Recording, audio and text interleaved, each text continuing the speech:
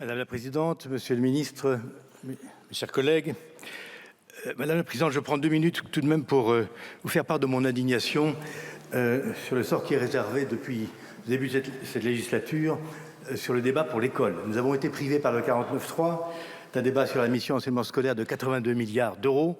Et maintenant, nous débattons à 23h15 avec 30 députés. Alors nous étions 500 il y a 2 heures, d'une question qui est pourtant cruciale pour l'avenir de la République et de la Nation.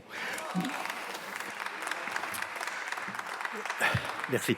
J'en viens donc à mon propos. La question éducative a toujours été considérée par la République comme l'acmé du projet républicain. Condorcet, les lois scolaires, la loi de séparation de 1905, le programme du CNR ont façonné notre école, jadis l'une des meilleures au monde. Mais aujourd'hui, la nation s'interroge. Que reste-t-il des promesses et des ambitions de l'école de la République ?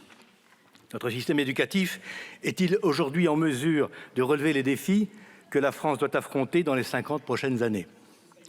Nous connaissons une situation paradoxale. La nation consacre une part importante de sa richesse à l'action éducative. La dépense intérieure d'éducation représente 7% du PIB. Le budget de cette année est de 82 milliards. Mais les performances scolaires de nos élèves s'effondrent. PISA, PIRLS, TIMSS, CEDRE ne peuvent que constater la dégradation constante du niveau des élèves. Le niveau baisse, c'est peu de le dire. Quant à l'ascenseur social par le mérite scolaire, il est bloqué depuis les années 70. Mais ces constats sont restés sans écho dans la définition des politiques éducatives conduites par les majorités successives depuis des décennies. Il est temps, pensons-nous, d'établir devant les Français les responsabilités de ce désastre. Car il ne s'agit pas ici d'organisation, comme le prétend le chef de l'État, mais d'une crise systémique profonde qui implique directement les choix de politique éducative de ces 30 dernières années. J'affirme ici que le délabrement de notre système éducatif résulte du compromis historique implicite scellé après la crise de 68 entre la gauche et la droite. À la gauche, la question éducative et la culture, à la droite, le régalien et l'économie. La gauche a toujours eu la prétention d'exercer une sorte d'hégémonie intellectuelle sur l'éducation. Pourtant, ses décisions politiques, lorsqu'elle exerçait le pouvoir, ont eu pour effet la déconstruction méthodique du système éducatif. Qu'on en juge. En 1989, la loi Jospin affirme « l'élève est au centre du système éducatif ». Affirmation tautologique, semble-t-il, mais fondamentale pour l'épistémologie de l'éducation.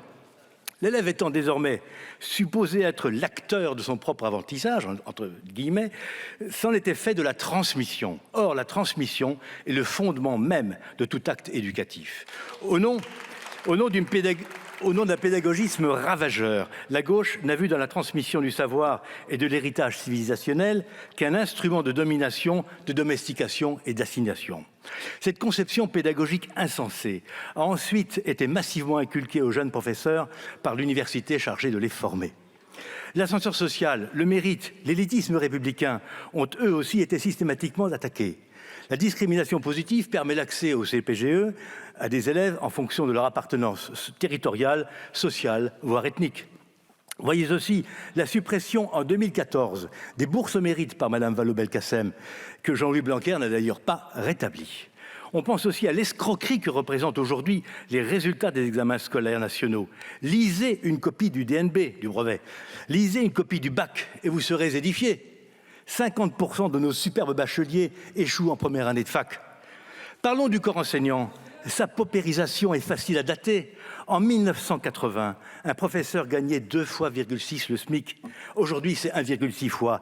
Qui était au pouvoir durant cette période ? On voit aujourd'hui les effets catastrophiques de ces choix idéologiques et politiques. Quant à la droite, largement stockholmisée, elle a toujours refusé d'examiner au fond, par paresse et par mépris, la question éducative qu'elle n'a toujours considérée, à quelques exceptions près, que comme une source d'embarras politique et de trop lourdes dépenses budgétaires. Je pense à la RGPP et à ses 90 000 suppressions d'emplois. Ce processus d'effondrement silencieux de notre école a été masqué par une avalanche de réformes, jamais achevées, jamais évaluées, toujours effacées d'un ministère à l'autre. Il n'est que de lire la dernière tribune dans Le Monde de notre ministre de l'Éducation nationale, M. Ndiaye, qui découvre soudain, lui aussi, qu'il faut, je cite, « réformer l'école » pour s'en convaincre. Monsieur le ministre, Vous affirmez défendre la laïcité, mais tout cela n'est que poudre aux yeux. Votre budget est dévoré par l'inflation. Rien de sérieux n'est entrepris dans le primaire. Quant à la laïcité, vos actes sont frappés du sceau de la procrastination et de l'ambiguïté. Vous ne voulez pas vous attaquer aux problèmes. Notre système est à bout de souffle, je conclus, oui, déclassé, c'est 5 minutes par orateur. Voué à des réformes superficielles et sans lendemain. Nous n'avons aucune confiance dans votre capacité à restaurer notre école.